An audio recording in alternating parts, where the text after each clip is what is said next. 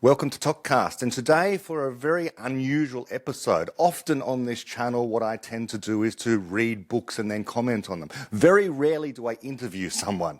Today I'm doing neither of those things really, or a combination of both perhaps, because I have a guest with me, Liberty Fitz-Claridge. Liberty, would you like to introduce yourself and tell our audience what we're going to be discussing today? Sure. So my name's Liberty. I got into David Deutsch's books when I was studying philosophy of science at UCL. And I now work in TEFL, which is teaching English as a foreign language. I run a reading group called the Popper Deutsch Reading Group, which takes place in London and also remotely. I just came across this article because it was just one of the things that the group decided to read together. And when I first read it, I was quite skeptical and I kept trying to poke holes in it. But then the more I thought and the more I reread, the more sense it made. And I just checked for the existence of a podcast about it, and there wasn't one, which felt like a travesty. So I reached out to Brett. Wonderful, wonderful. I noticed you mentioned there that you studied philosophy of science. I think you're the only other person I know of that has studied the philosophy of science at university, which is something that I did. And then also teach TEFL. I didn't teach TEFL for very long, but I did the certificate and then I went to, of all places, London to teach English to foreigners there. So I did that for a little while as well. So we have a number of different intersecting common interests, it seems, not least of which is the work of David Deutsch, which we're going to talk about today.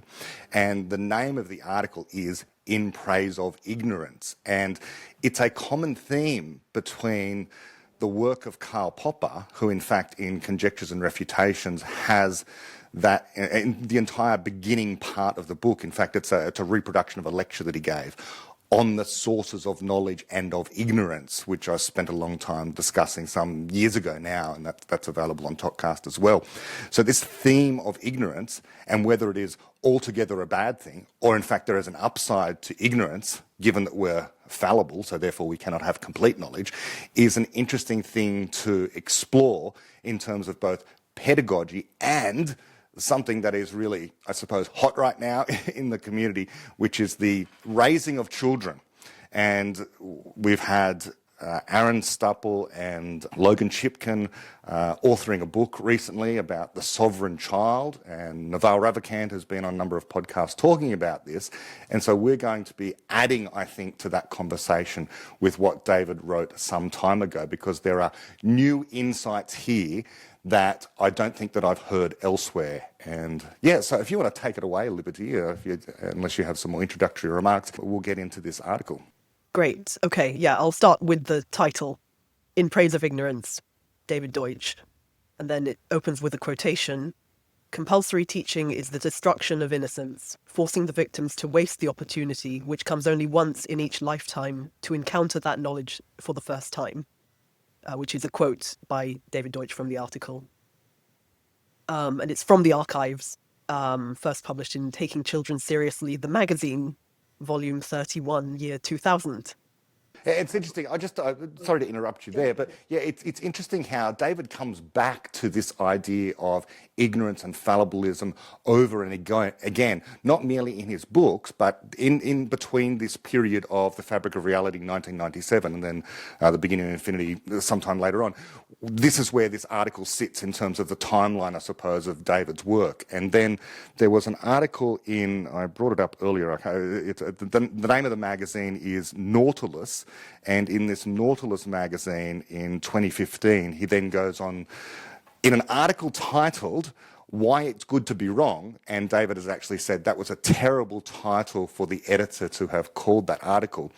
But that article, which is ostensibly about ignorance, is more about it's got more of a scientific theme behind it. It's talking about why we don't get complete knowledge in any area of our inquiries when it comes to human intellectual endeavours. But what we're going to be talking about is not so much, okay, being ignorant in science and trying to solve problems in science and that kind of thing, although it will be that, especially towards the end. It's more about the individual wanting to learn rather than this community of people. Sorry, go ahead. No, yeah, that's interesting. Yeah, and he never said that about the title of this article. I think he stands by the title In Praise of Ignorance. So continuing from the first paragraph, ignorance has always had passionate defenders among those who would control and manipulate the lives of others. The reason is straightforward. If you're leading someone by the nose, it's probably not in the direction they would choose for themselves. So you probably don't want them to learn too much about other directions. It is also prudent not to let them learn too much about people who think that noses are not for pulling. That is why slave-owning societies typically forbid teaching slaves to read, and why girls in societies in which women are subservient to men are typically denied opportunities for education in any but the narrowest sense. It is why anti-liberal philosophers such as Roger Scruton believe that, quote, there are some questions that should never be asked, unquote, for fear of destabilizing the dark forces that they believe bind civilization together. And it is why pro-censorship campaigners such as Mrs. Mary Whitehouse tend also to oppose sex education in schools. Indeed, it is the common theme behind many parents' more generalized fears of what television or the internet or hanging out with unsuitable friends might do to their children. A fear that what they learn under their own control might make them uncontrollable. And then the next paragraph, in italics, they may get ideas. By contrast, liberal-minded people are generally in favor of getting ideas. They tend to be on the side of knowledge and against ignorance. Where the conservative seeks to stem decline by protecting timeless values from change, the liberal hopes for improvement through the creation of new knowledge, which in turn depends on diversity, access to existing knowledge, and openness to criticism and change. Taking children seriously takes this knowledge-based world view to its logical conclusion by regarding all information that contributes to the betterment of a person, be it conscious or unconscious, explicit or inexplicit, factual, moral, or emotional, as a form of knowledge. In this view, a good life is nothing other than a successful quest for knowledge. Yeah, that's the end of the second paragraph.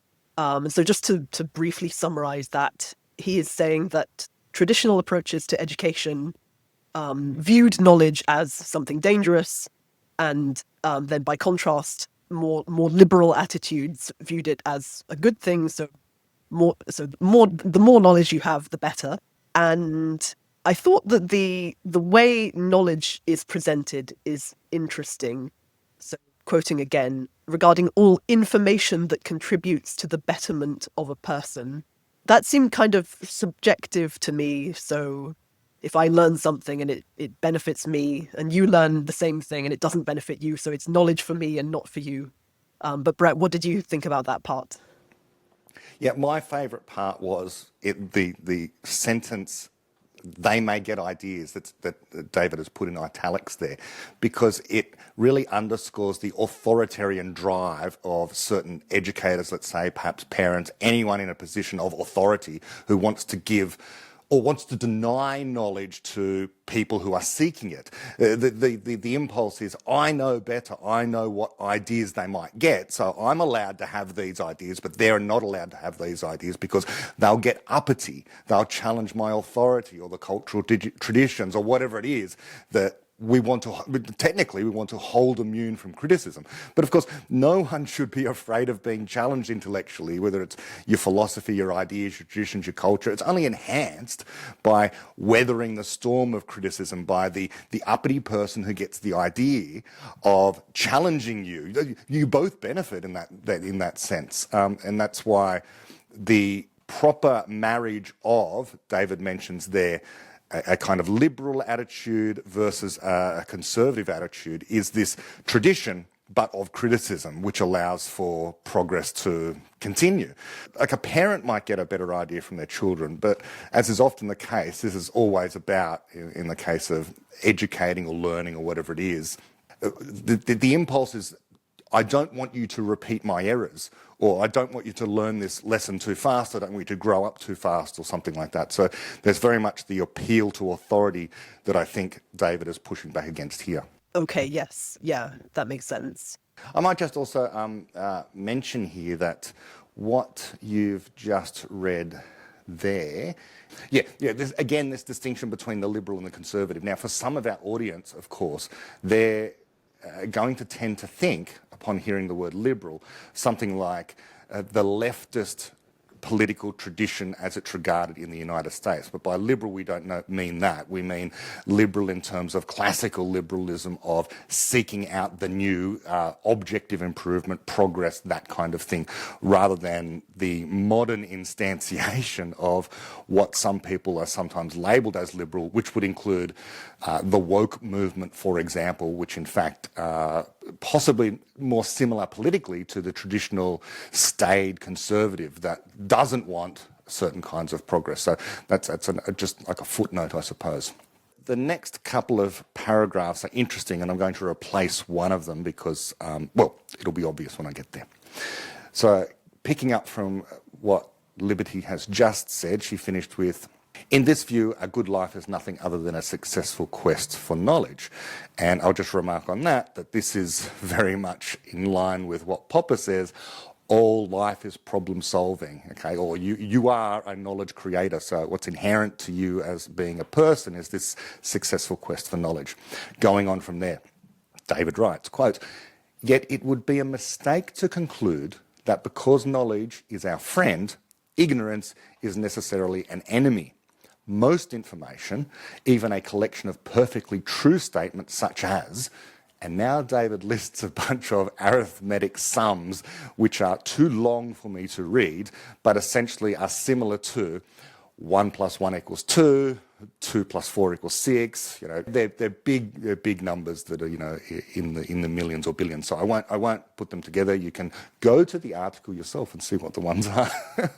But anyway, in mathematics we can write down, in scare quotes, perfectly true statements.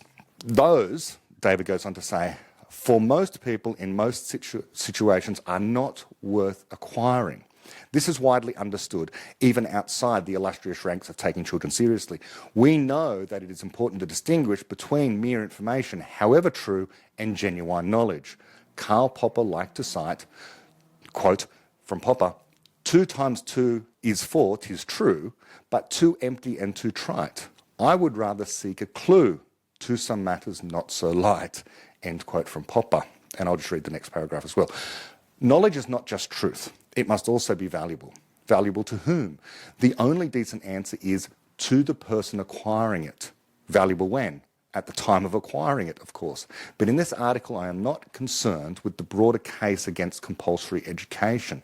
I want to focus on one of its more underrated facets, the case for voluntary ignorance, end quote.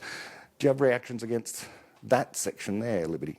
Yeah, so the first rather obvious argument is that ignorance of useless information is obviously not a bad thing. But I think the more controversial claim is that all voluntary ignorance is a good thing. And I think by voluntary ignorance, he means I know that I don't know this, and I am choosing not to learn about it, as opposed to accidental ignorance or unintended ignorance. And something that's interesting about this, which I think will become clearer as we go through more of the article, is that there is a distinction between 3 different things. So, and it's 3 reasons why voluntary ignorance is a good thing. So one is that if you are forced to learn something, then you go through an unpleasant experience of being forced to learn something. So there's the unpleasant experience. Then there's the opportunity cost, or I think David calls it the foregone opportunity of learning about something else. So I was forced to learn maths in school, and I really wanted to learn Italian, and so I lost that opportunity. And then the third thing, and I think this is specifically what he's defending in the article, is the effect on one's mind of learning something. So those are three different things. So it's three different harms of coercive education. Yeah, we cannot predict the growth of knowledge, and so that includes the content of your own mind at some point in the future. What you can do is to solve your problem at this moment in time, and you are the best person placed to try to figure out what sub-problems you want to try to solve in order to solve an overarching problem that you might have. So if you try to accept someone else's prescription for how you might go about solving this particular thing, you deny yourself the joy of figuring out, quite possibly, a new route, which might be better than the prescribed route for getting to the solution of this problem. That's one thing. But also, it's important to also try to understand the sub-problems themselves by their own lights, on their own merits, rather than being given a trail, so to speak, to the pot of gold at the end. Far better to enjoy the process of learning and to find the solutions rather than be given a solution in a sense. And one of the solutions that we are often given, especially in regular education, is this is the recipe. This is the recipe in order to get to the answer, and the answer is the most important thing. But as we'll gradually unpack over time, we'll find out that that is not in fact the case. That's not what we are as human beings. We're not just answer finders, we're knowledge creators, separate things. Because as David points out there, there's a whole bunch of things in, trivial, trite mathematical statements, all very true, but we're not just about, people often like to talk, especially online, about being truth seekers, and this kind of misses the point that, well, you can't get to the final truth anyway, and it doesn't help because it doesn't tell you which truths are worth seeking, even if you're a truth seeker. After all, trivial mathematical statements might very well be regarded as true in some sense, but are not worth pursuing. Definitely, yes. Yeah, I think that's a good, another way of expressing, maybe a more detailed way of expressing what I was trying to express, of the importance of the process and the importance of the process being fun. But he will explain more. So shall I take over reading? Yes. Okay. How can ignorance, even if voluntary, be valuable? Humans are not short of memory capacity, nor does information seem to consume energy or even attention once it's assimilated. Certainly, the process of acquiring, in italics, unwanted information tends to be unpleasant and coercive, and that must cause harm at the time and probably later too. Moreover, the foregone opportunity of using that time and effort to learn something else is a definite loss. Oh, okay, I slightly jumped ahead in my comment before. That's where he talks about the foregone opportunity. I'll continue reading. But what of the information itself? Can simply knowing it be harmful? Suppose, for the sake of argument, that it happens to be true information. Can ignorance of it really be a good thing? Isn't there always a chance that it will become useful one day? Indeed, quite a high chance, if it is information that many diverse people find useful. So once acquired, doesn't true information have some positive value, or at worst, isn't it just a harmless stowaway in the mind? The misconception here is the idea that human memory is just a data storage and retrieval system. In fact, every piece of information that enters the mind changes the conditions under which further information is interpreted and stored. For example, try to describe the shapes of the letter in the following word, but without reading the word itself. And the word is cool, which he's written in capitals. A rough description might be, it's two circles side by side with part of a circle on the left and a right-angled corner on the right. But I bet you can't provide such a description without first thinking, cool. Try it again with other words. Take your time. You still can't do it, can you?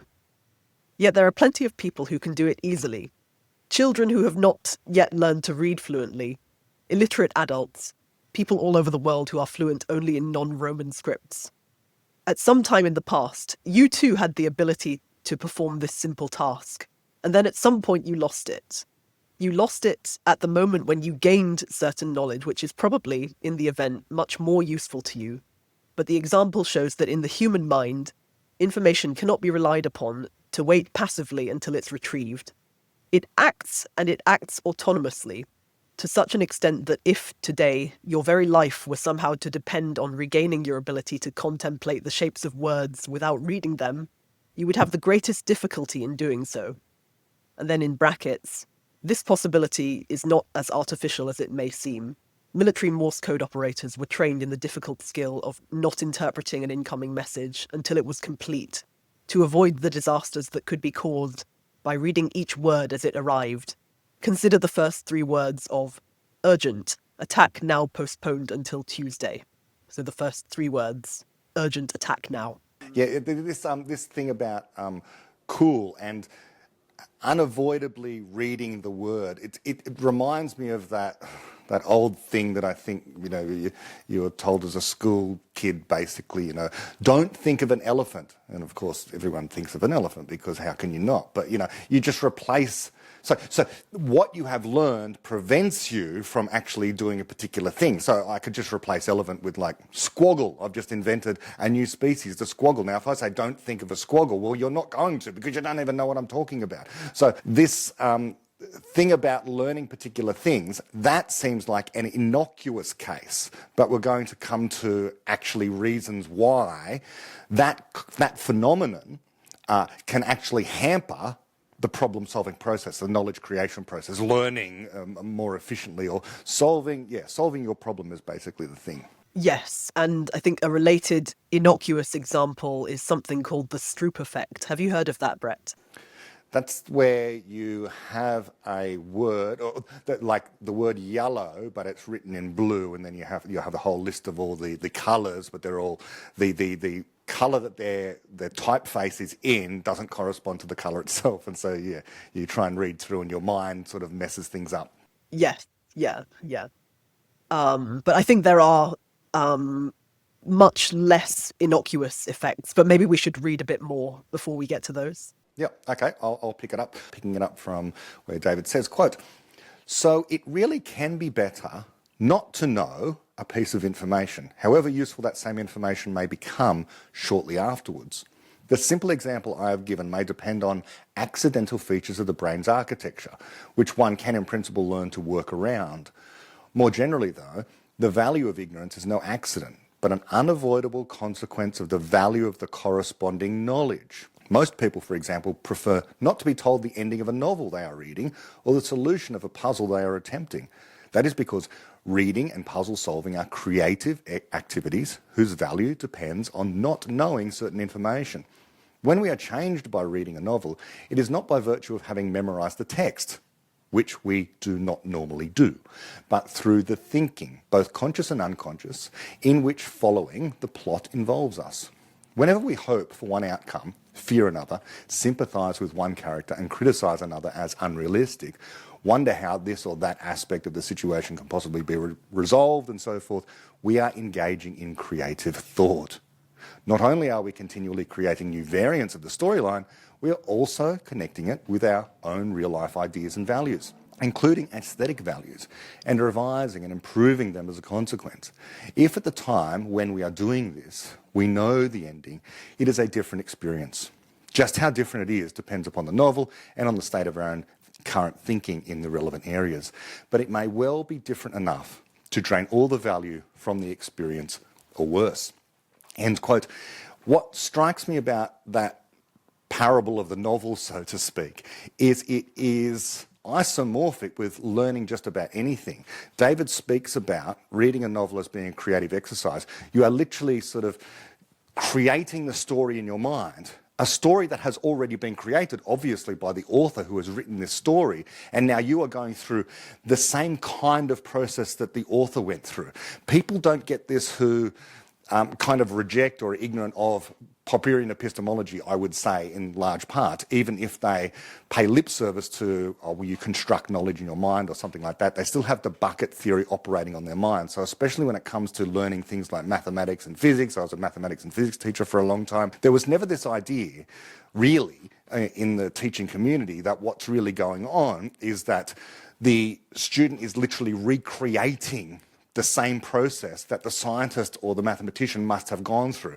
And of course, and we can talk about this again later, if you don't have that problem situation as a learner, then being forced to go through some sort of simulacrum of that process by rote learning something is damaging. It's psychologically damaging to your capacity, not merely to solve that problem, but to solve problems of similar kinds to that, and perhaps even hamper you in solving the problems that you are really interested in, because you begin to identify this process of learning as something uncomfortable or unpleasant. Yes, you begin to identify the process of learning as something uncomfortable or unpleasant. So I think that that is claim one.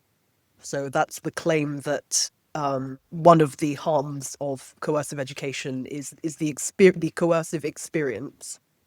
And I think it's important to stress that none of the negative effects we're talking about necessarily occur.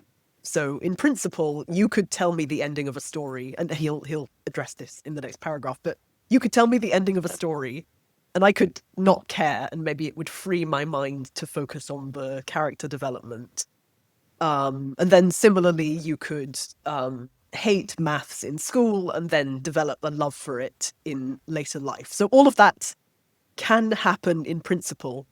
And I think the argument is that just according to the logic of the situation, it's still like those three harms tend to occur, and they are soluble problems, but problems nonetheless. And my favourite sentence out of that particular paragraph that I just read was where David says, quote, "More generally though, the value of ignorance is no accident, but an unavoidable consequence of the value of the corresponding knowledge," end quote.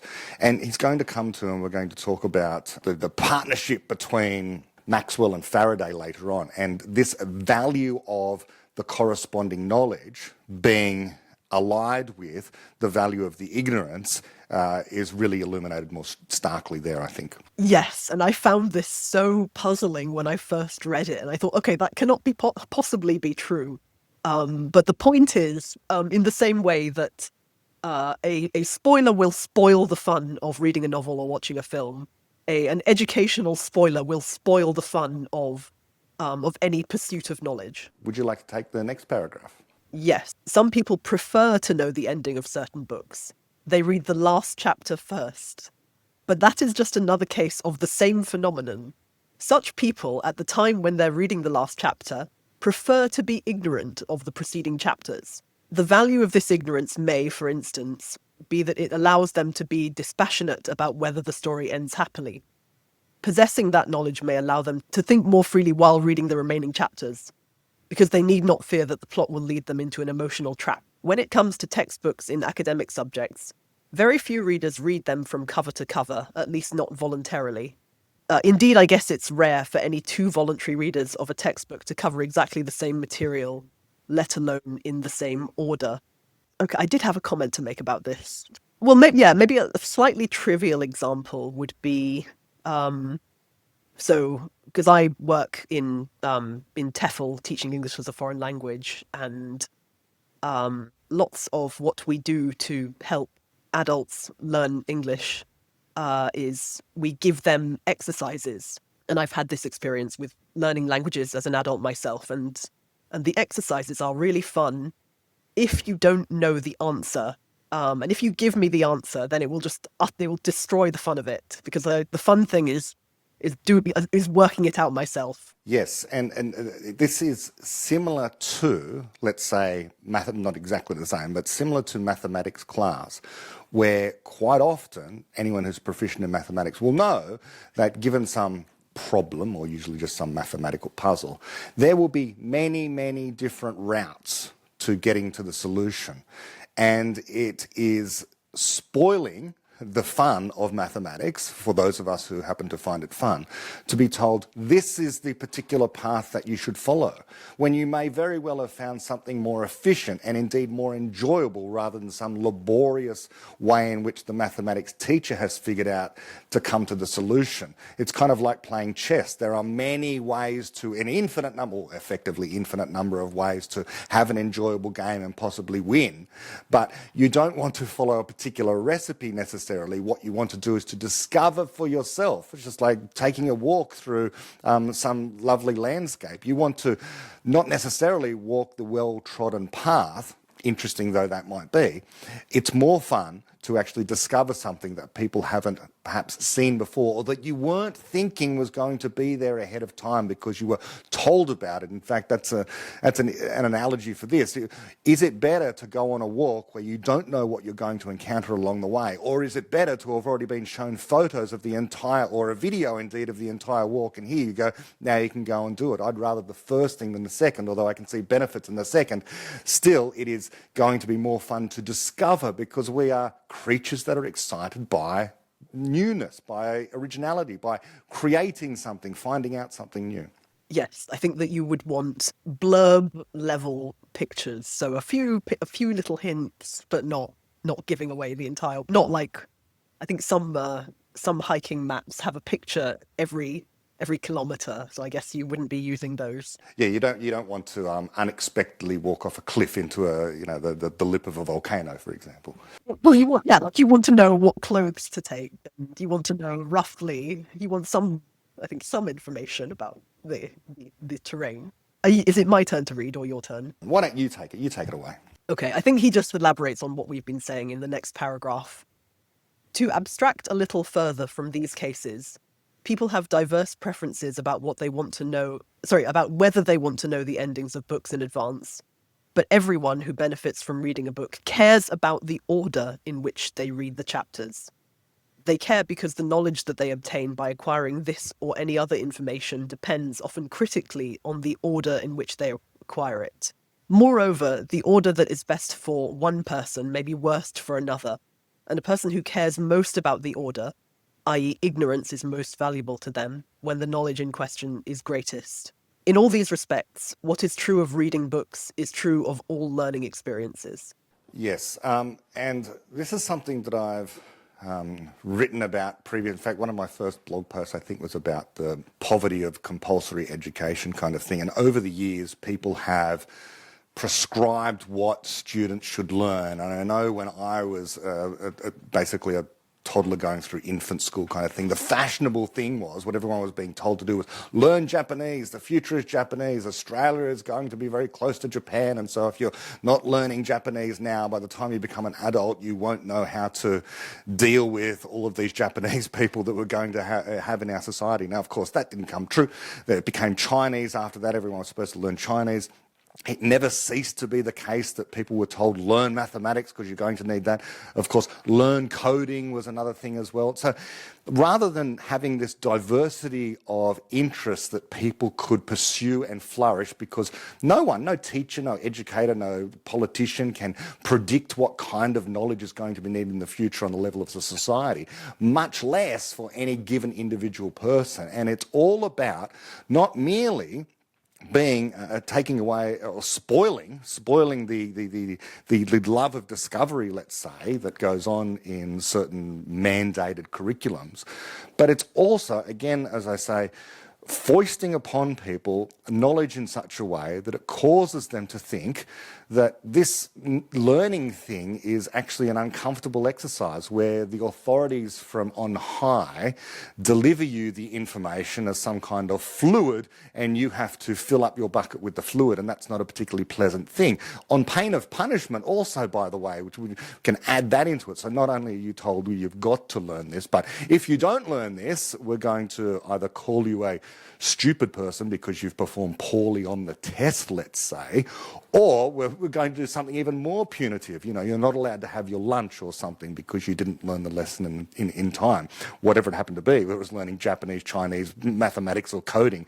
So education tends to go through these fads of deciding what ignorance needs to be filled by what particular knowledge, therefore what problems should be solved. I think it was Popper who said of schooling, famously, and David quotes this as well, school is basically a set of answers given to questions never asked, or something to that effect anyway. Yes, and I think what you've described of being forced to learn Japanese, again, that is claim one. So the experience of coercion gives you unpleasant associations, with learning a particular topic.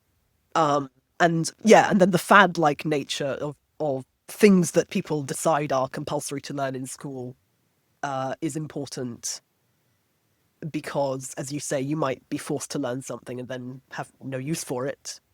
But on the topic of language learning, I was trying to think of more systematic ways in which being forced to learn something affects your mind. So there's the example of cool, and there's the Stroop effect, and these seem quite innocuous. So one of my questions while reading this article was, could there be systematic ways in which not just the unpleasant experience of being coerced and the foregone opportunity, but also just the sheer effect of unwanted learning on one's mind? Could there be some systematic effect of that? And so one example I thought of was a thing called negative transfer or L1 interference. Have you heard of that, Brett? No. Okay, so there are two related concepts. So one of them, and this is from research about second language acquisition. So one concept is the critical period hypothesis, which is the theory that starting from about age 17, the ability to learn language declines as you get older. And then a related phenomenon is negative transfer, which is the idea that if you are learning a new language, then your first language will interfere with your ability to learn the second language. So, and there are lots of examples of this. So there's very simple things like just the accent that you speak with. There's the types of mistake that you make with grammar and vocabulary. And then at higher levels, negative transfer affects things like use of phrasal verbs and idioms. So in proficient or advanced level speakers of different languages, systematic avoidance of certain idioms and phrasal verbs has been found. Now, I might just remark before I let you go on the comments you were just making. Language learning is a really interesting case. It's a special case of the broader phenomenon that as people get older, there tends to be this thing that they can't learn as well, whether it's a musical instrument, whether it's taking on mathematics, whatever it happens to be.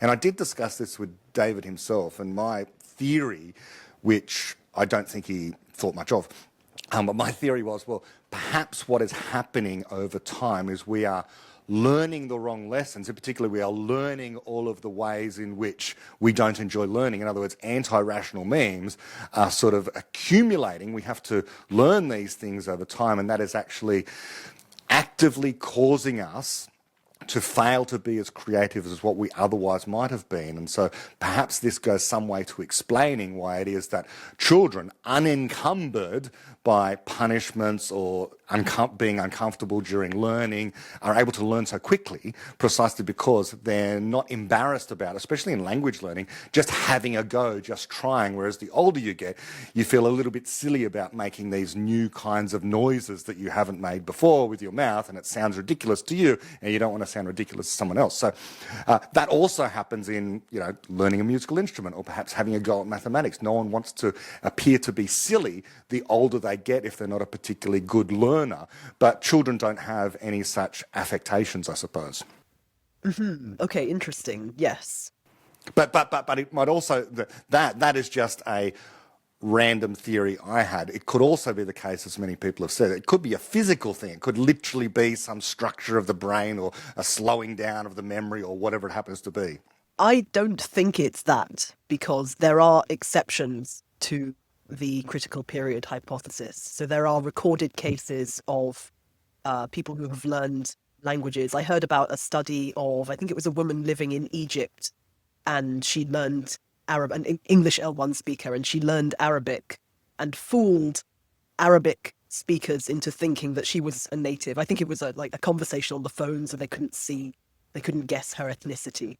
Yes, and the same sort of thing happens in the sciences famously, although people are kind of told, and it's almost a cultural wisdom now, that unless you learn the mathematics early on, unless you take an interest in physics early on, then you've got no hope of ever contributing in any substantive way to our knowledge base as physicists. But many people might know the famous physics communicator and particle physicist Brian Cox. He apparently basically failed mathematics in high school. He took little interest and became a musician, but then became quite a famous, accomplished physicist. And I know one of my lecturers who I've interviewed before on, in fact, this podcast, Charlie Lineweaver, he started out as like an English major. He then played soccer for a while. It wasn't until late in his 20s he decided, I want to do this physics thing, and became quite a renowned cosmologist. So there are exceptions to these rules which actually say that, look, if these people can do it, if there are these exceptions, then there's nothing, surely there's nothing physically special about your mind that means you can't do it as well. But I think there is still a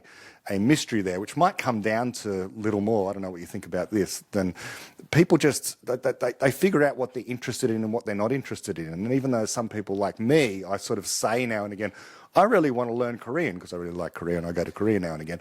I can't seem to learn Korean. And I think if I'm honest with myself, every time I do try and learn Korean, I don't put enough effort in. I have an interest in the culture. I have an interest in going to Seoul and, eating the food and that kind of thing, but and listening to the music, but I'm not really trying hard enough to learn the language. Yes, and I get that time and time again. People ask, what is the secret to learning a language? And I say, well, go to the country and immerse yourself in the language. And they say, oh, no, it's all right. I don't want to do that. But yeah, that's interesting. So I think your theory is that maybe the associations or the anxieties of learning a new language are what prevents adults from learning. I think it's a factor for some people, but like you say, there exist these exceptions. So if that was true, unless we partition off some of the bad lessons that I'm claiming that some people learn, like, for example, if you were punished as a child for making mistakes in mathematics, it isn't a huge mystery that later on you don't particularly like mathematics and you carry that through for perhaps the rest of your days kind of thing. So that might explain why you can't pick it up later because you associate mathematics with that. But there are these exceptions. So maybe that might work for that case, but that person might also be a great language learner or great piano player in later life because they didn't ever try to play piano when they were younger or take compulsory lessons, but at the age of 40 they decide they're going to pick up the piano and become a virtuoso, or as good as you can get between the ages of 40 and death. Right, yes. And the point is, I think that in principle that can always happen, but if people systematically have negative associations with learning, then it's not going to happen as much. And it's just because I find this interesting, because I think your description of the difficulty of adults learning languages is claim one, as I defined it before. And I think negative transfer is maybe relatively minor, so it affects your accent and it affects the types of mistake that you make when you're in the process of learning. And it could be that the difficulty of learning a language as an adult is just a mix of all of those things. But I was thinking about this just because I want to think of systematic effects of, or systematic examples of claim 3. And so I started just thinking about the difficulties that my students have. And so one example is Arabic L1 students.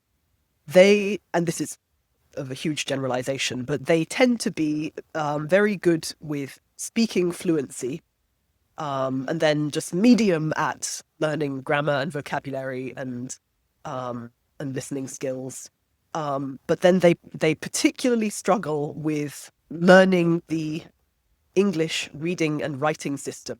And there's a phenomenon called vowel blindness, which refers to, it's the reading strategies that Arabic speakers use when they're reading in English as a second language.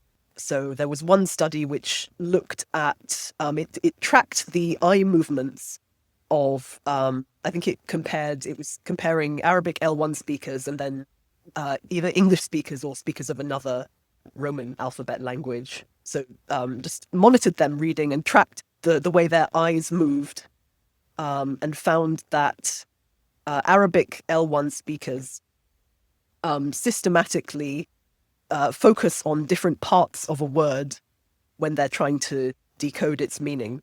So an English speaker would focus more on the beginning and the end of a word, which is why I think it's easy to read a word. If you scramble the letters of a word, but you've got the same beginning and the same end, it's quite easy to read it.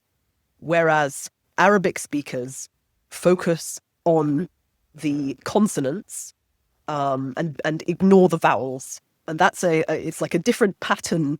So you can see this because you can see a kind of W shape. And so the speculation is that they are habitually looking for the 3-letter root that would be present in an Arabic word because Semitic languages are based on 3-letter roots. So if you're trying to determine the meaning of a word in Arabic or Hebrew or Maltese, then you'd be focusing on the consonants, and the vowels don't contribute much to meaning. And so, yeah, that was an example I thought of where people have been directly harmed by, not just by the unpleasantness of coercion, they've also been harmed by information that they've been forced to learn. So in the case of Arabic speakers, they learn 2 varieties of Arabic. So there's the modern standard Arabic, which I think is used in official communications, and that's taught in schools. And then they learn their local variety. And I think that's one of the...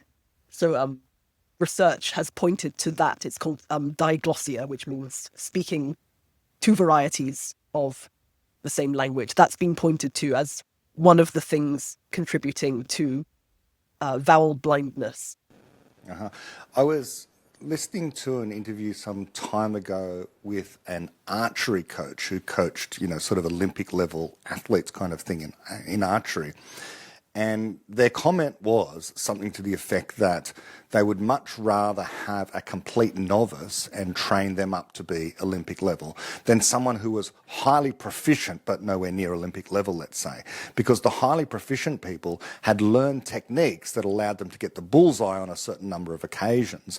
But in order for them to get that step further to be sort of Olympic level kind of thing, they would have to unlearn, to go back to a completely ignorant state, because the skills that they had acquired, allowing them to be proficient, were the very skills that were hampering them from being excellent. Because in order to be proficient at this particular thing, there's a certain way of holding the bow and a certain amount of tension and all these sorts of things that they had learnt, which made them appear to the average person to be good, or very good perhaps, but to the Olympic kind of level archery expert were the very things that were preventing them from moving beyond a particular ceiling without unlearning all of these lessons. And so there's something there with respect to any other domain of knowledge as well, that having something foisted upon you or learning a particular thing from a particular person rather than just pursuing the thing because you enjoy it in its own terms may very well lead you to the techniques or a certain kind of knowledge, which is what in large part this article is kind of about, that prevents you from acquiring the knowledge that would otherwise allow you to solve your problem, if in fact your problem, let's say, was to become an Olympic level athlete. Interesting. So you think that's the same phenomenon? So is it the ingrained habits that you get from learning the basic skills? I think so. Yeah, So like learning a language, like it. Obviously, we all have to have the L1. We have to have our native language, but there's going to be things that if you really want to acquire high fluency and high accuracy, high proficiency in some other language, there are going to be skills within your first language that may very well be hampering you from doing that. And you kind of have to unlearn or forget or return to a naive state of ignorance about how to go about making these sounds with your voice, let's say, or understanding rules of grammar. Cool. Yeah. Yeah. So it's the same thing of having to unlearn habits which are interfering with creating new knowledge. So we would say, I suppose, on this view that a habit is a kind of knowledge. Well, everything that's going on here is knowledge, but it's a special kind of knowledge which may be a useful shorthand and an efficient way in order to complete some task in a certain situation. But in other circumstances, the habit is altogether negative, I suppose, and it's a thing that you want to try not to do if you're going to make progress, rather than being habitual. Yes, interesting. Okay. Shall I continue reading from When a Person is Learning Successfully? When a person is learning successfully, the trail of willful ignorance, as it were, that they leave behind them, the sequence of rejected opportunities to acquire information, characterizes their creative process just as faithfully as the sequence of problems that they faced and solved. Indeed, a well-adapted and sophisticated pattern of ignorance in a person's mind, having evolved as the result of that person's successive rational and creative choices, is itself a form of knowledge.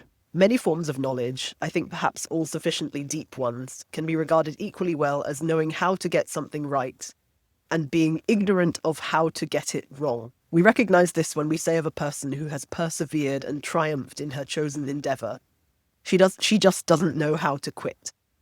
We really mean she has deep knowledge of when and how to persevere successfully. And then in brackets, such knowledge is always specific to a given problem situation. As a generalized character trait, perseverance is irrational and therefore cannot systematically lead to success. I quite like the parenthetical comment refuting the value of generalized perseverance.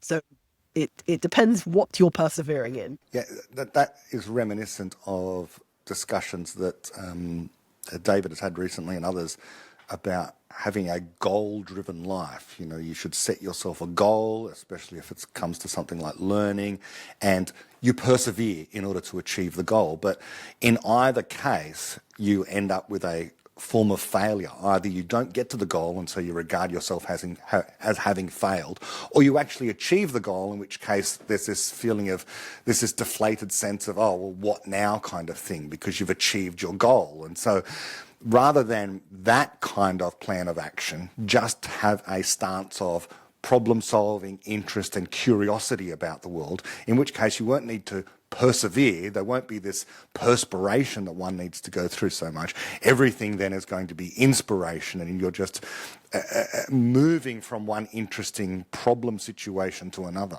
Yes. Yeah. So you mean if something is fun, then you don't need to persevere? Yes, I think so. Yes. I guess so. I mean, for some definitions of persevere, I don't know, like, would you regard, like I used to like mountain biking, and I would say that if I'm trying to get to the top of a particular hill, I would both be having fun but also persevering at the same time. But I think in this case, that the perseverance, when it comes to something like, it's a generalized character trait, perseverance is irrational. So, you know, you're always in this mindset of, okay, I need to get this thing done regardless of whatever else happens to take my interest at that particular time, because, again, I've set the goal. And if I've set the goal, nothing can distract me. I'm driven by goals, you know. You often see this, and like if you go to the gym or something like that, the posters on the wall are all about setting goals and achieving goals, and you just think, oh, what a boring way to lead one's life kind of thing. Have you seen the Shia LaBeouf video? No. Just do it. Okay, look it up later. Well, I often say just do it as well. I think Nike kind of got that right. But that's only because I encounter I encounter these people rather often that are always telling me about what they're going to do, and I guess they're trying to inspire themselves. And I think all this time spent on enumerating what you're going to do when you just be doing the thing, just do it, which is what I tend to do. I don't know. I'm not holding myself up as some paragon of virtue with respect to this, but it's like I don't tend to ahead of time say, I'm going to be having an interesting conversation with Liberty Fitz-Claridge and we're going to be talking about this. Just do the thing and then put it out. Right. Yes. Okay, well, yes. So he has a point there, you're saying. Yes, I like the example of the gym as well, which I think illustrates the fact that there are different kinds of fun, and you can find the discomfort of training fun. Yes, and I think that this takes us off on a tangent, but when it comes to exercise, for example, and people going through workout routines, the whole problem with the routine is people get into the routine, they get bored by it, and therefore they tend to drop it after a while. And so the benefit that they hope to have gotten by joining a gym and whatever else is lost, precisely because they have this view of perseverance and setting goals and, you know, going through these particular steps. Because, hey, that's what everyone is educated. This is how you become good at mathematics. You sit down at the desk and you go through the exercises and you accumulate more and more of the stuff. And so you port that into the gym situation, or you port that into some other sporting situation, or learning music and so on and so forth. And it can destroy the fun. There's got to be a better way. And the better way is, of course, just seeing it as a problem that you really want to solve. I think it's interesting. Can you pass for me, in that paragraph you read there, or what your reaction to the sentence that reads, quote, "Indeed, a well-adapted and sophisticated pattern of ignorance in a person's mind, having evolved as a result of that person's successive rational and creative choices, is itself a form of knowledge," end quote. Because one operating definition I had for knowledge was kind of isomorphic with poverty. In both cases, they're the absence of something. Poverty, the absence of wealth; ignorance, the absence of knowledge. But there, David is saying a particular pattern of ignorance is actually a kind of knowledge. Yes. Yeah, that's interesting. Is he saying, is it something like, so it's important to let people choose the order in which they learn things? I think it's it's not just saying that ignorance is a form of knowledge, but the pattern of ignorance. So the particular things that someone has decided they're not going to do in order to achieve the thing they want to. And this is something only the individual can do. Maybe they can get advice from someone, but this pattern of ignorance is precisely the thing that is destroyed by a coercive curriculum of some kind. You know, again, here's the book that you're going to learn your chemistry from.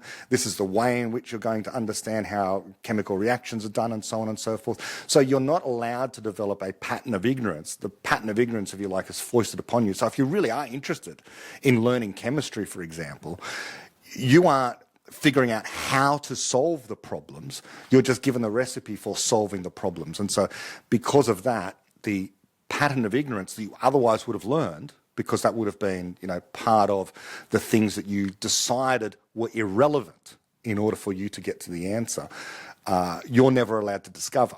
You can't discover what the pointless bits are. In fact, you might very well be told that they're essential for learning as part of the test. Thinking off the top of my head, for example, there might be absolutely no reason why you need to understand what the definition of a cation and an anion happens to be in order to understand chemistry properly, or understand how galvanic cells work, for example, which you might have learned very, very proficiently if it hadn't been foisted upon you, because you would have understood that, these are irrelevant kind of matters of nomenclature or terminology that I just don't need to know. That's my understanding of this pattern of ignorance thing anyway. Okay, interesting. So it's the pattern of what you are focusing as relevant, which then goes hand in hand with the things that you have deemed irrelevant and not learned. Yes, I think so. Yes, that's right. Yes. Hand in glove is a good thing. Yes. So one is the knowledge and one is the ignorance. Yes. Do you think, I was thinking about the way people develop musical taste. So avoiding music that you don't like and listening more to music that you like, or that you don't like now but you want to like. Could that be a similar example? So that's deliberate ignorance of a particular genre that you're not a fan of, because you don't want to develop a taste for, you decide for whatever reason, you don't want to develop a taste for this genre. Yeah, perhaps, yes. But this idea of not wanting to develop a particular taste in music, it's like a mirror image of this thing of, which is a very common phenomenon of people wanting to have particular knowledge that in fact they don't want to have, wanting to want a particular thing. The most common case I see is physics and mathematics. I want to like physics because smart people know physics. Or these days, in fact, it was only yesterday, I think on X, I saw someone talking about how they wanted to learn topology, an esoteric part of mathematics. And it's like, why do you want to learn this? You know, this person was, I think, a computer scientist or something or other, had no reason to know it. But beyond the fact that my impression, and I get this impression again and again from people, is we are told, well, the smartest people know this stuff. If you want to, the smartest people are scientists, and the smartest scientists are physicists, and the smartest physicists are theoretical mathematical physicists. So if you want to be like the smartest people, then you need to have this knowledge. But only very few people really want to have the knowledge. Other people just want to have the knowledge, kind of thing. So it's a bizarre phenomenon where lots of interesting psychological impulses and sociological impulses are playing into the knowledge that people claim to want to have, and so therefore into what they also want to be ignorant of. I want to be ignorant of sports because that's, lowbrow kind of stuff. So I'm not going to spend time on that. So it just prompted me from what you said about wanting to not have a particular taste in music versus wanting to have a particular taste in music. Interesting, yeah. Okay, and so David goes on to say, quote, "The collaboration between the physicists Michael Faraday and James Clerk Maxwell was one of the most successful in the history of science. Together they discovered the complete classical theory of electromagnetism. The essence of the collaboration was that Faraday provided the problem situation, the explanatory hypotheses and the experimental tests, while Maxwell provided the equations that expressed the resulting theories in their full generality and precision. Maxwell also added one crucial term that Faraday had not thought of and hence predicted the existence of electromagnetic radiation." End quote. I'll pause there and just remark that for anyone coming to this who doesn't know about this particular story, Faraday is normally regarded as being the person who gifted us with the electric motor and the electric generator. He did all the experimental stuff. He was the experimental physicist, whereas James Clerk Maxwell was the one who explained what was going on in terms of the mathematics. And so you have a whole bunch of equations called Maxwell's equations, of which is Faraday's law, I think, thinking back to my undergraduate physics. And so together they explained this phenomenon of electromagnetism by working together. But we're going to get to something interesting about Faraday when it comes to physics. And so David goes on to write, quote, "In most accounts, it seems to me that Faraday is presented as a sort of idiot savant of physics, who was very good with his hands, but whose inability to learn mathematics forced him to seek the help of a real scientist to translate his miraculous insights into proper scientific form. This strangely underestimates the creativity of both men, and in the light of my discussion so far, it is most implausible. Let us reconsider Faraday's inability to learn mathematics. Should we not now stop being so patronising of this great thinker, unable to learn mathematics indeed, and recognise that he refused to learn it? His was a willful ignorance, and under the circumstances, a very natural explanation for it is that, whether he knew it or not, he needed a certain degree of ignorance of mathematics in order to make progress in creating new physics." End quote. So this is the negative transfer experienced by an expert in mathematics trying to work on the problems that Faraday was working on, I think. David says, quote, "What harm could it have done Faraday to know calculus? Could he not have continued as before, having the same insights in the laboratory but translating them later into conventional mathematical notation? Perhaps not. Not if knowing calculus affected what he perceived in the laboratory as much, or even 1,000th as much, as knowing how to read affects your interpretation of the shapes you perceive here. COOL. So that's the cool example. In fact, simply taking a mathematics course is unlikely to have been relevant at all. For just as Faraday's role was not that of a mere receptacle for ready-made insights from God, so Maxwell did not merely translate. He created a new way of using mathematics in physics, a way that was indeed adapted to expressing Faraday's new way of understanding physics, but which also had new content and a new character of its own." End quote.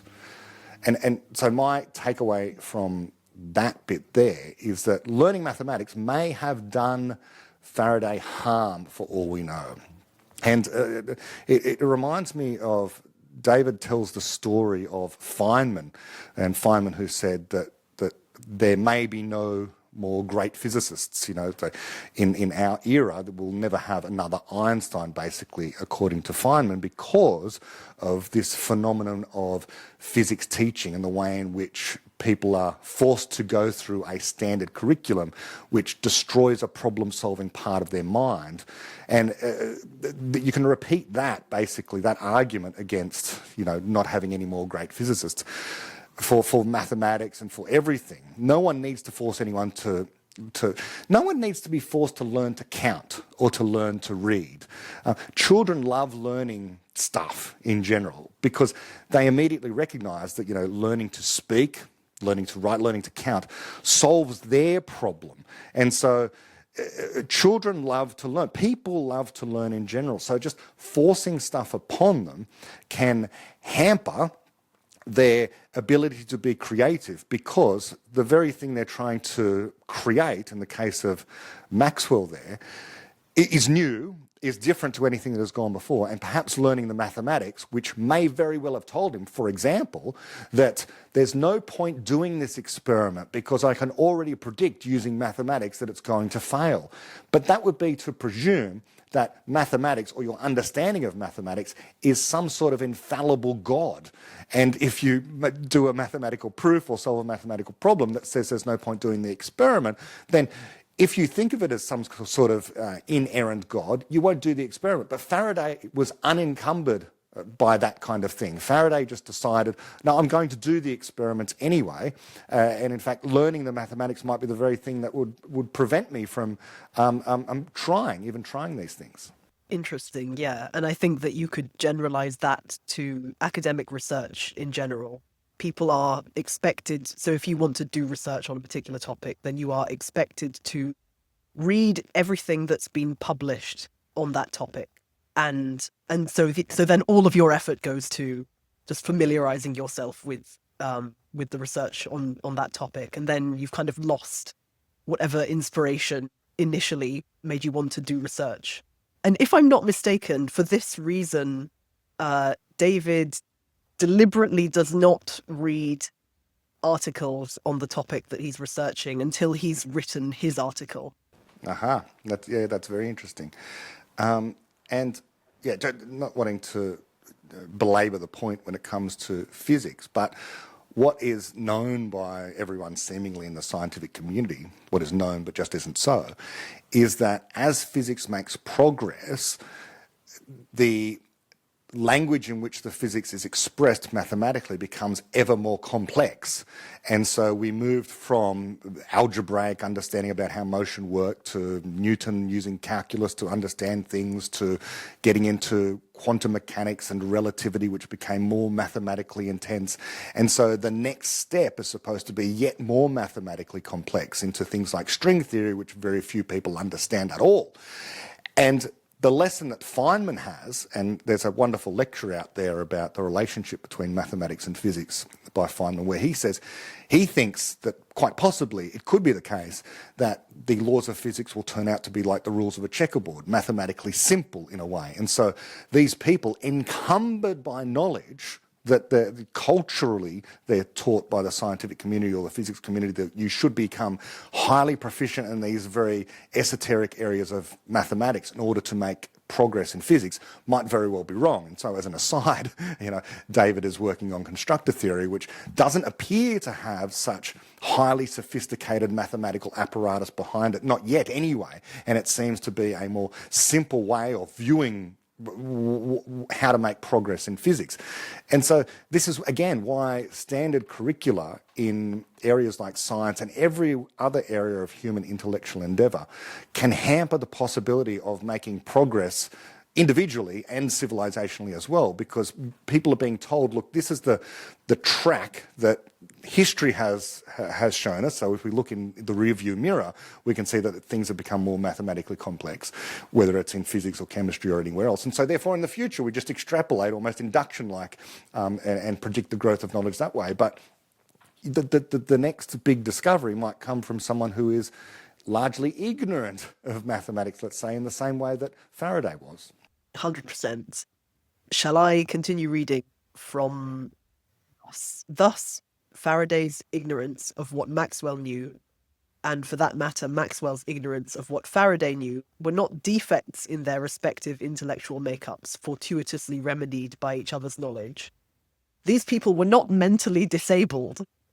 Rather, the chances are that their ignorance was functional. It was itself a form of knowledge vital to the creative contributions that they each made. Wow. Can I pause there? Like, that is so deeply important, especially to anyone involved in education anywhere ever, which, 90%, more than that, 95+% of people went through traditional schooling. And it really is the case that if you didn't perform in the mathematics tests, for example, that you are told from every angle that there is some mental defect that you have. Your brain or your mind is functionally incapable of acquiring this kind of knowledge because you only got, a C on the test. You didn't get an A. And that's because you just mathematically are not capable. And this is pervasive throughout the community, that we have these IQ tests and examinations of all kinds telling people that your cognitive capacity in this particular thing, or just in general, is set, it's fixed. And so but people have interests, and so people deliberately choose what to be ignorant of. It is a strong sign, a strong indication of something if you go into a lesson somewhere or other. Again, let's go to the trope example of mathematics, and you are bored by it. If you're bored by it, it's because it doesn't form part of your problem situation. You're not interested in solving this problem. And so boredom immediately becomes difficulty, and difficulty immediately is diagnosed as being stupidity. And yet I've said for a long time that the reason why most people don't do well at mathematics is because they're bored of it. It has nothing to do with being stupid. It has nothing to do with them. Well, they might find it difficult, but the reason they find it difficult is not because they're cognitively incapable of actually acquiring the knowledge. The reason they find it difficult is because they find it boring. The reason they find it boring is because there's no problem that will be solved by them actually performing well in this test or whatever, aside from personality stroked by the teacher or something like that, because you've performed well and you're going to get the A or something. But that's not enough of a carrot for most people. That's interesting. Maybe that's a fourth harm of coercive education. So teaching a body of subjects that you've deemed more important than other subjects teaches a certain attitude to learning. So the idea that this is the knowledge that's worth acquiring, and if you're not good at this, then there's no hope for you. Yeah, that's interesting. I hadn't thought of that. I was going to say, then there's many ways in which, okay, so coercive schooling, compulsory schooling, whatever you want to call it, is utterly irredeemable. But we can still admit of there being improvements in the system. One of which is, teachers are not routinely belting students with whips or that kind of thing, or canes or whatever it happened to be in the past, or locking them in little cupboards. But there's one way in which it has actually regressed, and I think is worse than what it was in the past, and that is the sheer quantity of information that students are now required to absorb. So not only are they told, okay, if you can't pass the mathematics test, you're deficient or defective in some way, or English or science and so on, but every expert that comes onto the scene to comment on educational theory has their own special area of expertise that they think everyone else should know. So it might be nutrition. It might be a certain kind of civics understanding. It could be you should learn coding of this particular language. And so, again, this goes back to the fashion thing, that educational trends tend to drive what students are learning, and they're never, I shouldn't say never, but there's rarely anything ever taken out of a curriculum. It's only ever added on. And not only is it added on, but the requirements for demonstrating that one has actually achieved competence in certain things become ever more onerous. So not only is there an exam, there's like assessment task after assessment task, there's write an essay, deliver a speech, all this. And so, yeah, although we've improved in some ways with coercive education, it's also gotten a whole bunch worse and leaves generation after generation of people thinking that they're stupid in some way, shape or form. You know, like I'm not good at maths, or perhaps vice versa. I'm okay at maths, I'm a numerate person, but I can't possibly be good at art or music or anything like that. But that's only just to say that because the curriculum is just so full of stuff that there's no possibility of performing well across all areas unless you are, well, unless you really find school fun, and that they are rare people, but they exist. I agree with you, but what would you say, just playing devil's advocate, what would you say to the person who thinks school is an opportunity to be exposed to a range of subjects that you wouldn't encounter otherwise, and maybe most of them you don't like at first, and then through the process of going to school, you are persuaded that they're worth learning about? A sporting field is a place that you will encounter a diversity of sports being played over the course of a weekend that you would otherwise not encounter were you not forced to go to this sporting field to watch rugby and soccer and perhaps tennis and netball and basketball. So we should make the sporting field compulsory for everyone's, because what greater benefit is there than sport for increasing the health of the community and so on and so forth. So there may very well be, or the library. Everyone should be forced to go to the library and starting from the A's work through to the Z's and read every single book, and that should be compulsory, because otherwise you might never encounter the great works of mankind. Yeah, I think it's the same kind of argument that, you know, we need compulsory schooling for fear that you won't encounter these wonderful subjects. But of course, we do encounter these wonderful subjects outside of school. And in fact, these days especially, the greatest brake on the ability, brake as in like a car brake, on the ability of kids to learn really interesting stuff that they're really interested in is sitting in that classroom. That in fact the classroom is a distraction from technology, which allows them to go down all sorts of rabbit holes of information, learning about really cool stuff that there's absolutely no way the curriculum can keep up with. The curriculum that has barely changed, or has changed at a glacial rate over the last few decades. What's your response to the person who says, well, we need compulsory schooling, otherwise people just won't learn the lessons that society needs them to learn? I like your argument. I can think of pro-school responses to it. So I think most people view education and the education system as what humanity has selected as the most important things to learn. And while that may not be perfect, and yeah, parts of it are out of date or badly chosen, it's the best we've got. And I think my general response would be that, so if I'm in school and there's a maths lesson and I don't want to learn maths, then I'm not going to learn maths. I'm just going to resist the lesson. So unless you persuade me to learn maths, I don't think it's a good way of exposing people to a range of subjects. And if it was all consensual and there were no disagreements between the teachers and the students, then that would be different, because then there would be no conflict, and there would be no question, and there would be no need for compulsory education, because people would just go to school. But the fact that it is compulsory, I think, is an admission that we are systematically failing to educate children consensually and to persuade them of the value of what's being taught in schools.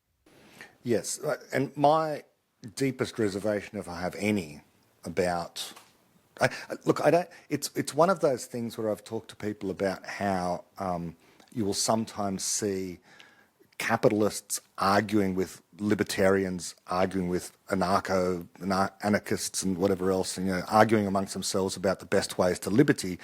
And it always seems to me like, well, at the moment our circumstance isn't which sort of liberty should we have instantiated politically more ideally when the socialists and communists and fascists are at the door kind of thing, you know, the enemy is over there. I don't think there's any sign soon of the education system in the West being utterly dismantled. It appears to be going in the opposite direction. All the political will seems to be, let's put more money in, let's make it more coercive, let's make the school day longer and holidays shorter and all this sort of stuff. So it's almost like it's a moot point to say. But if I was going to make the case, the strongest case I possibly could for school, it would be in response to what I think is a creeping kind of failure in the West of, for want of another term, inculcating the next generation of people with the importance of things like free speech, free trade, democracy, that kind of thing. And so you end up having a generation of people who are becoming ever more woke. Now, these schools have not merely failed to teach lessons of the Enlightenment and important philosophical ideas, but are actively teaching the opposite. So what is the solution in that case? Well, okay, so perhaps everyone could stay at home and have, their parents sort of teach them about these things, but who really understands them? And, sometimes I hear calls for, let's teach more critical thinking in schools. And I think, great. Who's going to do it? Who understands critical thinking? Not the teachers, that's for sure. There's very little I can say in favour of schooling at the moment because these so-called excellent subjects that we want them to learn aren't being delivered anyway. So you might very well say, well, okay, we want a more scientifically literate community. Meanwhile, the science curriculum that is being delivered in a place like Australia holds aloft something like Indigenous ways of knowing, how Indigenous people treat disease over and above or on equal footing with what Western medicine does, let's say. And it's kind of like even... they're not being given the best of our knowledge anyway. So any argument from they're not going to encounter this stuff unless they go to school is from the beginning false because they're not being given the good stuff so far as I'm aware. And I've been out of teaching for like 5 or 6 years, but certainly when I left, I think it's only gone downhill in terms of the content of what they're required to learn anyway. That's interesting. There's a thing called Prevent in the UK. Which I've forgotten the meaning of the acronym, but anyway, it's a policy which is designed to counter radicalism in schools, and just I would also like to just qualify.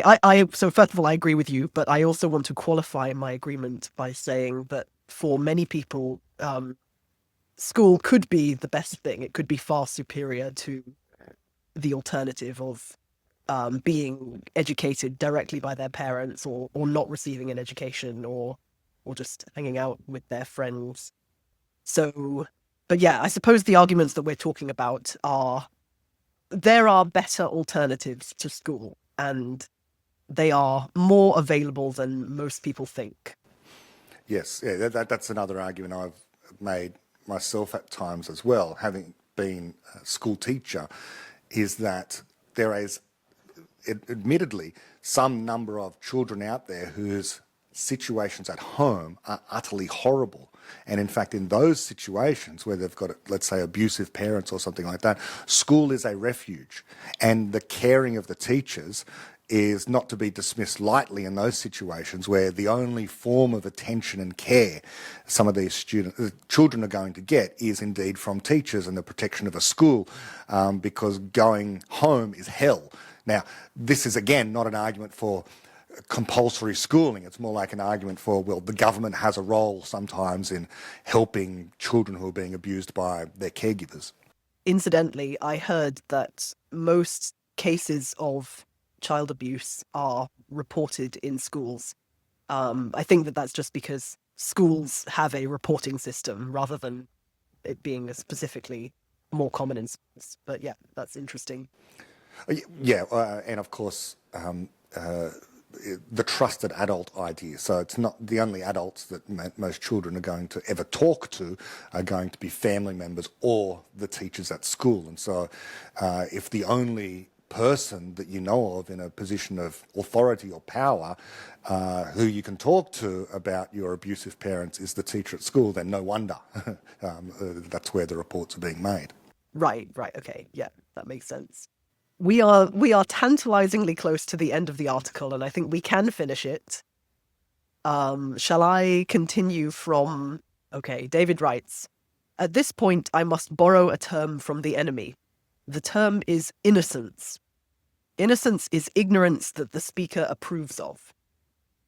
Since, as I said, ignorance has hitherto been approved of largely by illiberal types, the innocence, in scare quotes, that they advocate has always been compulsory ignorance, and is therefore very far from anything that taking children seriously could condone. In the minds of traditional authoritarians, it refers principally to the foul edifice of taboos, stereotyping, and ritual misinformation about sex and marriage that is integral to their conception of an ideal childhood.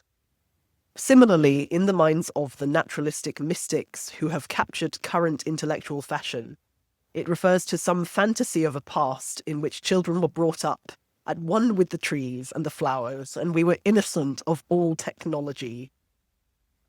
So this is the kind of Rousseau romantic conception of innocence. But he then goes on to explain how he's going to repurpose the word. "Innocence, properly conceived, is a positive attribute. It is the ignorance that comes from a voluntary decision not to engage, or not to engage yet, with a particular area of complex knowledge. Innocence in that sense is essential for all genuine learning.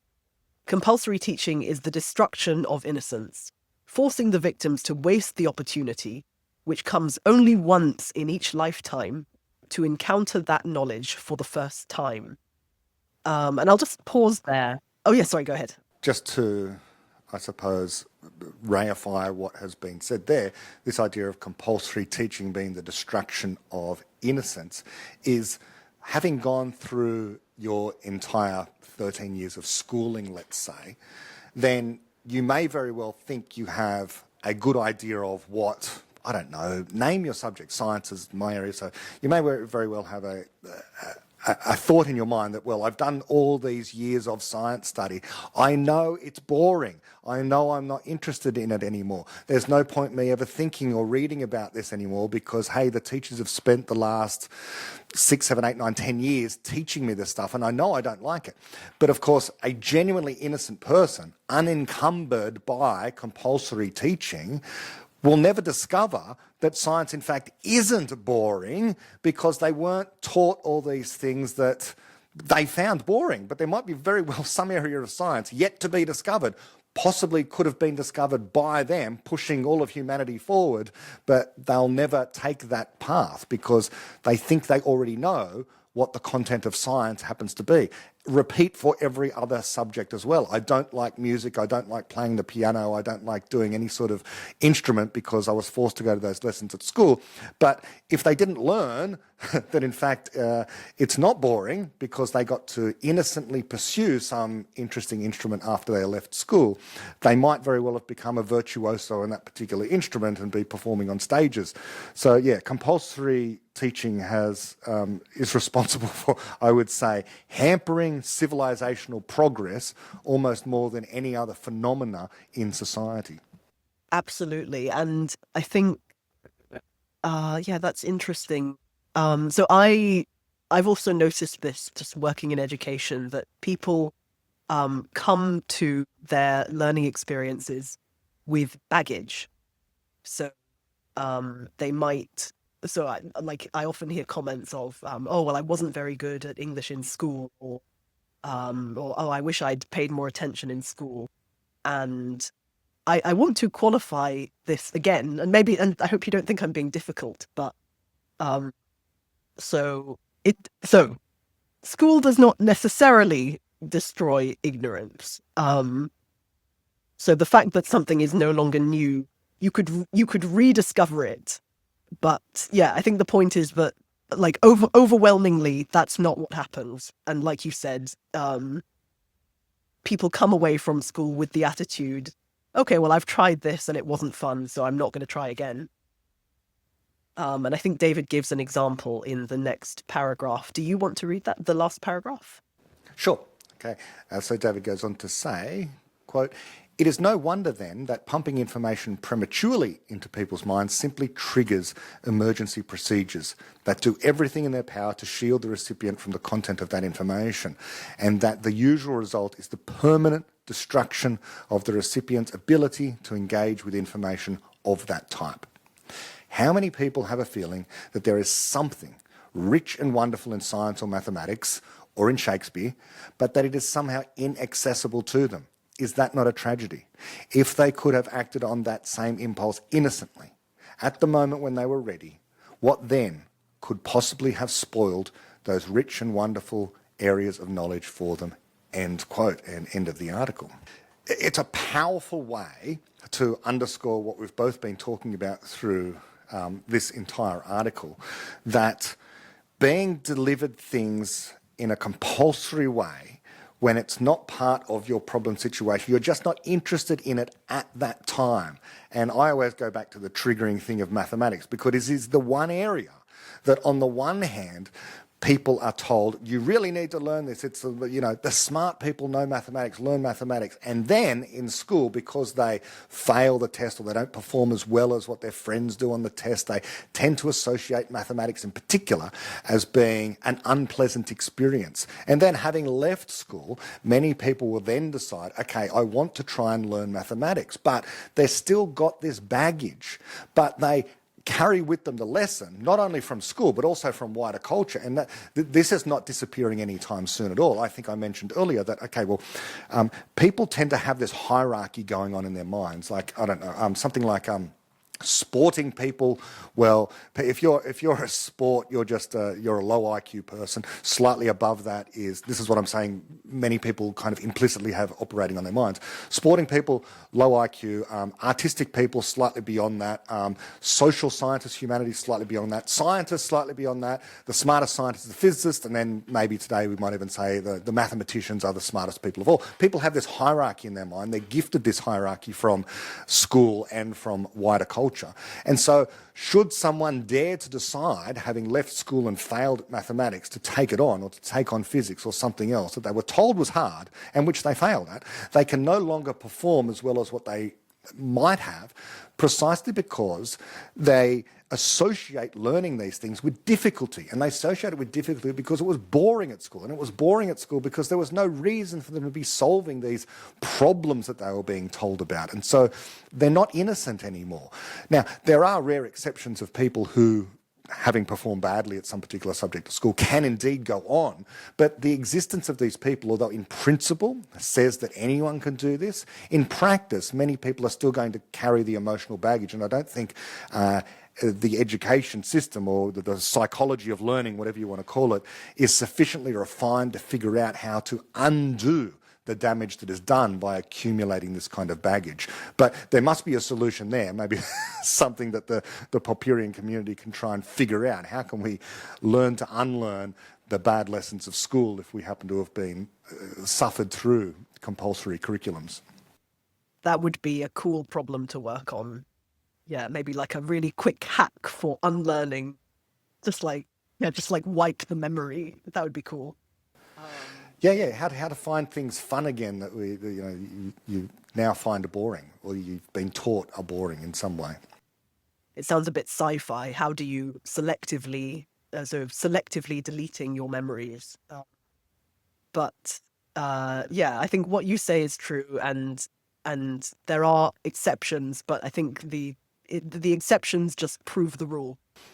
Yes, I think that we all know what it's like later on, having left school, having left university, whatever it happens to be, where we were made to learn particular things, what it's like to enjoy the process of learning, especially in our day and age where people do go down Wikipedia rabbit holes, or you go down to speaking to Grok about something, or ChatGPT. It's a fun thing to just follow one from another and to solve problems and gain knowledge in a way which is just interest and problem driven, curiosity driven. That way lies an efficient way of solving your problem and of enjoying life. You don't need to have anything foisted on you. Everyone knows this as an adult, but somehow or other they do. I've said this before. Many people look back on their time at school with rose-coloured glasses for some reason. Not everyone, but many people do. And so then, having not actually enjoyed their time at school, will nonetheless report to their own children the importance of going to school because of, you know, all the great benefits of school and so on and so forth. But kind of forgetting that they hated it, and they, at the time, they would have argued quite strongly about why they didn't want to go to school and could have done something more productive with their time. Definitely, yeah. Do you have any final remarks about our essay, or anything that you've neglected to say that you wanted to say? No, I don't think so. I want to thank you for this opportunity. It's been a really interesting discussion. This article, yeah, I've been thinking about this. I just read this article for the first time maybe 3 weeks ago, and I'm still thinking about it, and just thinking how it may apply to different areas. And I think we've had a fruitful discussion, and yeah, and that's it. So thank you again.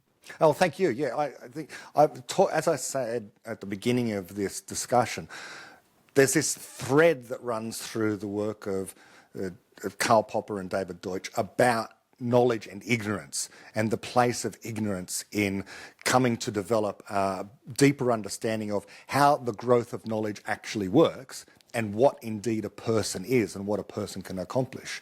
And the word that we didn't mention much here, but you know, it's the centre of this, is fallibilist or fallibilism, this whole idea that we can be wrong and we should be allowed to decide what we don't know about, because inevitably whatever knowledge that we do gain is also going to be error prone. And Popper has that line was in Conjectures and Refutations about we are all equal in our infinite ignorance. And so what unites us as people is being ignorant of literally everything in every domain all of the time, even though we manage to sometimes get some knowledge. We sometimes dispel some of the ignorance. But if you want to make rapid progress, you have to be allowed to choose what knowledge to pursue, because you're the one that's got the problem, and the problem is going to be solved by the knowledge that you create. And so the teacher or the authority or whoever it happens to be, if they're trying to decide for you